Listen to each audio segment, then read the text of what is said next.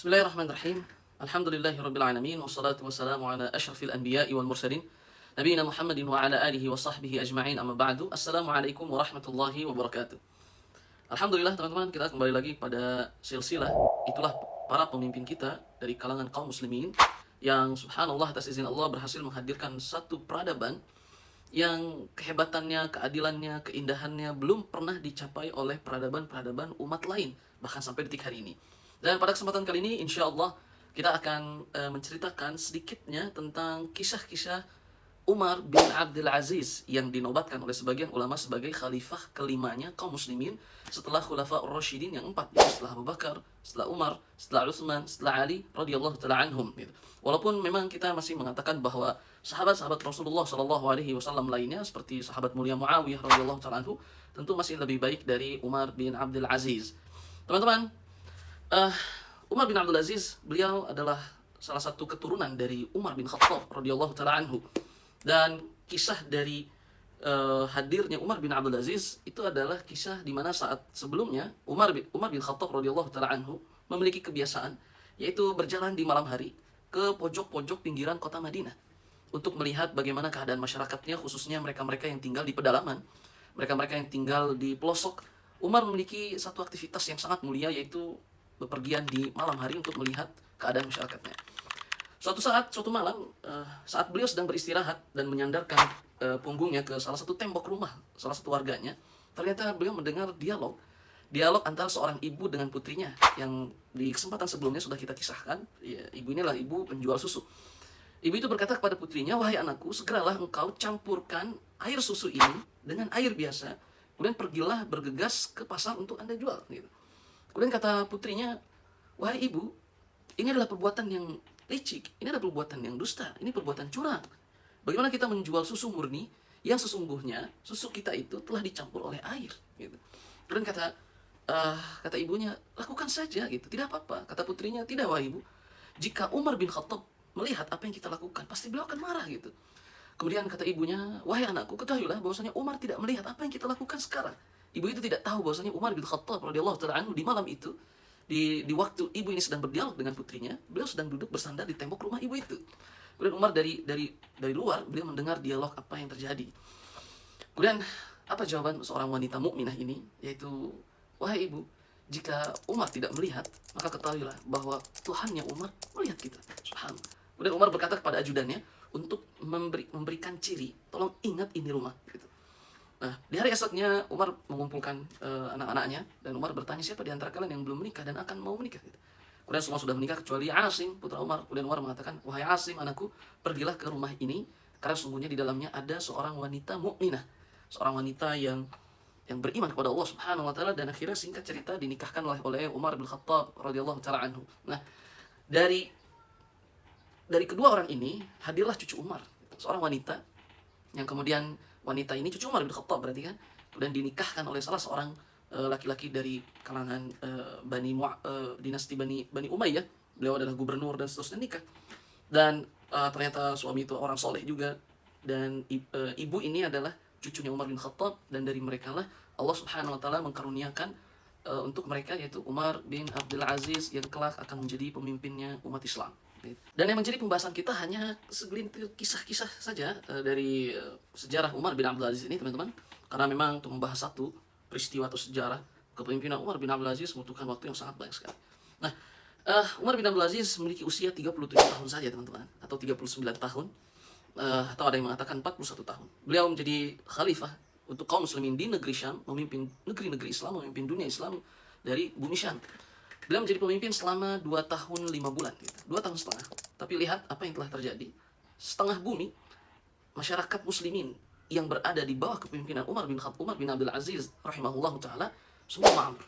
Suatu ketika, amil zakatnya Umar bin Abdul Aziz, petugas yang ditugaskan oleh beliau untuk membagikan harta-harta zakatnya kaum muslimin ini, beliau ditugaskan, teman-teman, untuk menyebarkan membagikan harta zakat ini. Subhanallah, sampai pergi ke bumi Afrika, ke benua Afrika, ternyata tidak ada satupun kaum muslimin yang mau menerima harta zakat ini. Kenapa? Karena semua sudah berubah menjadi muzaki, orang yang memberikan zakat, bukan mustahik zakat, bukan yang menerima zakat. Dan kalimat amil zakatnya Umar adalah subhanallah. Umar bin Abdul Aziz telah membuat masyarakat kaya, berkecukupan semuanya. Nah, salah satu yang pernah terjadi sebelum beliau menjadi khalifah, teman-teman, Sulaiman bin Abdul Malik, pemimpin kaum muslimin sebelum Umar bin Abdul Aziz, saat sedang wukuf di Arafah, beliau melihat banyaknya jamaah kaum muslimin yang hadir saat itu, musim haji. Kemudian kata Sulaiman bin Abdul Malik, wahai Umar, lihatlah, sungguh betapa banyak sekali pengikutku ini. Jadi Sulaiman bin Abdul Malik, khalifah sebelum Umar, dia merasa bangga dengan banyaknya pengikutnya, banyaknya masyarakatnya, dan beliau adalah pemimpinnya dan seterusnya. Tapi apa jawaban Umar bin Abdul Aziz? Beliau berkata, wahai khalifah, ketahuilah, besok di hari kiamat mereka semua ini akan menjadi musuhmu. Kemudian akhirnya kata Sulaiman bin Abdul Malik kaget. Kenapa begitu? Ya, jika engkau memberikan haknya, dia akan menjadi sahabatmu di hari akhir. Dan jika engkau tidak berbuat adil kepada mereka, maka kelak mereka akan menjadi musuhmu yang hujatmu di hadapan Allah Subhanahu wa taala. Kemudian Sulaiman bin Abdul Malik pun menangis mendengar ucapan tersebut dari Umar bin Abdul Aziz. Nah, suatu ketika teman-teman, saat beliau memanggil gubernur-gubernurnya, kemudian mereka semua berdatangan kepada Umar bin Abdul Aziz di waktu malam, rapat di mana Umar bin Abdul Aziz ingin bertanya tentang masyarakatnya gitu. Kemudian Umar menyalakan lampu yang terbuat dari minyak. Saat itu belum ada listrik seperti kita ini. Kemudian Umar mulai bertanya pada gubernurnya gitu. Bagaimana masyarakat?ku di sana, bagaimana masyarakat? Setelah selesai, para gubernur berkata kepada Umar, wahai Umar, sekarang gantian. Akulah yang bertanya kepadamu gitu, tentang keluargamu. Kemudian Umar berkata, tunggu sebentar. Kemudian tiba-tiba Umar mematikan lampunya. Kemudian akhirnya terjadi gelap yang luar biasa. Kemudian para gubernur berkata, ya Amirul Mukminin gitu, kenapa engkau mematikan lampu ini gitu?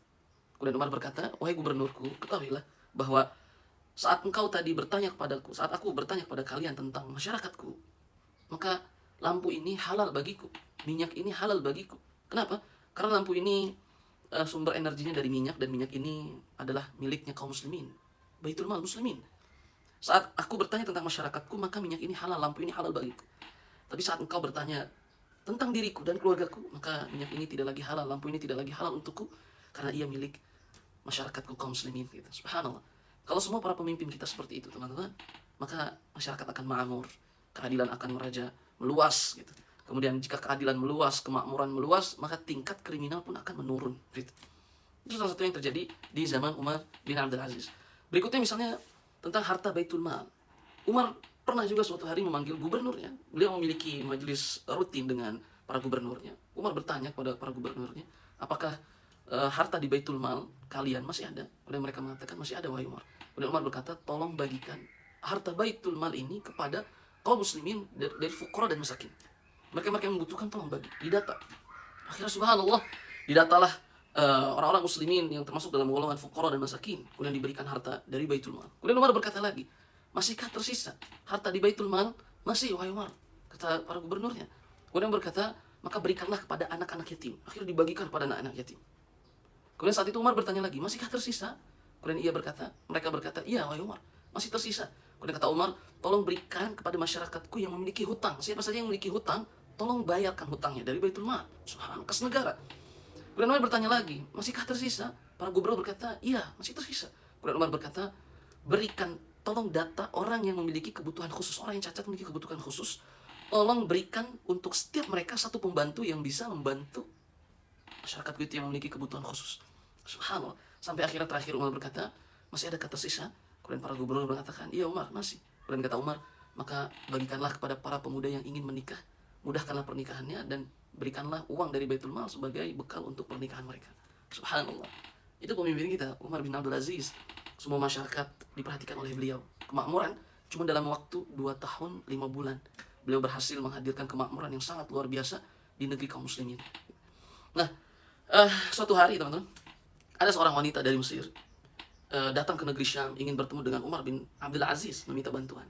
Akhirnya saat bertanya pada masyarakat sekitar, di manakah rumah Amir Mukminin gitu. Dan akhirnya masyarakat menunjuki sang ibu ini ke rumah Umar bin Abdul Aziz gitu. Dan akhirnya apa yang terjadi? Saat ibu itu ditanya oleh masyarakat, ada apa? Aku memiliki kebutuhan pada Umar, berharap Allah Subhanahu wa taala memberikan solusi yang Allah hadirkan dari Umar bin Abdul Aziz ini, ingin minta bantuan. Dan akhirnya sang ibu ini masuklah ke rumah Umar bin Abdul Aziz. Saat ia masuk, kemudian ia keluar lagi, dan masyarakat bertanya-tanya, kenapa, ada apa gerangan wahai ibu? Engkau keluar dari rumah Umar bin Abdul Aziz tanpa membawa sekantung uang, mustahil. Tidak mungkin. Umar tidak memberikanmu sepeser pun gitu. Karena tidak ada yang datang kepada Umar meminta bantuan, melainkan pasti akan beliau bantu. Gitu. Dan apa lihat teman-teman jawaban dari sang ibu ini? Ibu itu berkata, ya di awal aku memang menginginkan bantuan harta dari Umar bin Abdul Aziz. Tapi saat aku masuk ke rumahnya, aku melihat keadaan rumah beliau. Ternyata rumahku masih lebih indah dari rumah Umar bin Abdul Aziz. Saat aku melihat pakaian istrinya, yaitu Fatimah, ternyata pakaiannya pun masih bagus, masih pakaianku ini masih lebih bagus dari pakaian istrinya. Gitu. Saat aku melihat makanan anaknya Umar, ternyata makanan anakku di rumah masih lebih layak daripada makanannya anak-anaknya Umar bin Abdul Aziz. Sehingga saat itu aku malu untuk meminta bantuan kepada Umar bin Abdul Aziz, karena beliau saja seperti itu. Yang padahal kalau aku minta pasti akan memberikannya. Akhirnya sang ibu itu merasa iba kepada Umar bin Abdul Aziz, sehingga tidak jadi minta bantuan. Karena ternyata pemimpin kita, subhanallah, Umar bin Abdul Aziz, dengan kesederhanaannya para pemimpin, para pemangku jabatan, para pemangku kursi kebijakan, jika mereka memiliki kesederhanaan dalam kehidupan, maka rakyatlah yang akan makmur sentosa. Gitu. Tapi jika sebaliknya, poya-poya dan seterusnya, maka rakyatlah yang akan menderita, dan kelak di hari akhir akan dimintakan pertanggungjawabannya oleh Allah Subhanahu wa Ta'ala. Suatu ketika datanglah harta zakat dari negeri Syam itu berupa buah apel. Dibawalah buah apel itu dan diletakkan di Baitul Mal Muslimin dan akan dibagikan oleh Umar bin Abdul Aziz harta zakat ini kepada seluruh kaum muslimin. Gitu. Apa yang terjadi? Salah satu putra Umar, teman-teman, ia bertanya kepada sang ibu, wahai ibu, buah apakah itu? Kata ibu itu buah apel. Lihat bagaimana ini salah satu putranya pemimpin negeri umat Islam setengah bumi, teman-teman, tidak mengenal buah apel gitu. Dan karena ia saking penasarannya, akhirnya anaknya Umar mengambil buah apel itu tanpa seizin Umar bin Abdul Aziz. Kemudian saat Umar mengetahui hal itu, sang anak sedang mengunyah apel yang baru ia ambil tadi. Kemudian Umar pun lekas mengambil anaknya, kemudian meminta anaknya untuk memuntahkan apel tersebut. Kemudian tangan Umar pun dimasukkan ke mulut tangan anaknya itu untuk mengeluarkan apel gitu. Kemudian Umar berkata, wahai anakku, keluarkan, muntahkan. Apakah engkau tidak tahu bahwasanya ini bukan milik kita, bukan milik kaum muslimin, ini semua milik kaum muslimin. Gitu. Kemudian akhirnya dikeluarkan oleh anaknya, kemudian anaknya pun nangis pergi kepada ibunya. Kemudian akhirnya istri Umar datang, itu Fatimah. Wahai Umar, gitu, apa yang kau lakukan pada putramu sendiri? Akhirnya Umar berkata, wahai istriku, wahai Fatimah, ketahuilah, saat aku mencabut buah apel dari mulut putraku tadi, itu seakan-akan aku sedang mencabut nyawaku, jantungku, dan hatiku sendiri. Itu rasa sakitnya seperti itu. Tapi aku ingat tentang siksa Allah Subhanahu wa Ta'ala di hari akhir. Aku takut jika anakku memakan harta yang bukan haknya, maka kita semua akan disiksa oleh Allah Subhanahu wa Ta'ala di hari akhir. Subhanallah, itu pemimpin yang luar biasa, teman-teman. Menjaga anak, keluarganya, istrinya untuk tidak makan dari harta yang bukan haknya. Sekalipun itu datangnya dari Baitul Mal Muslimin, tapi Umar tahu itu milik masyarakat muslimin. Gitu. Subhanallah, seandainya Allah memberikan hidayah kepada para pemimpin kita, Allah amin. Gitu. Ya mungkin sedikit tentang kisah Umar bin Abdul Aziz, tentu sangat banyak. Salah satunya beliau senantiasa mengutus para dai, para ahli ilmu, para ulama ke desa-desa. Beliau tidak membiarkan satu desa kosong dari ahli ilmu. Dengan diutus para ulama, para dai untuk mengajarkan masyarakatnya tentang Al-Quran Karim, Sunnah Rasulullah SAW. Karena itulah salah satu yang bisa menghadirkan kemakmuran dalam satu negeri. Akhirnya satu bumi, setengah bumi itu makmur atas izin Allah Subhanahu wa Ta'ala melalui kepemimpinan Umar bin Abdul Aziz, khalifah yang kelima setelah Khulafaur Rasyidin yang 4. Wallahu a'lam bishawab. Semoga bisa menjadikan inspirasi untuk semua. Wassalamualaikum warahmatullahi wabarakatuh.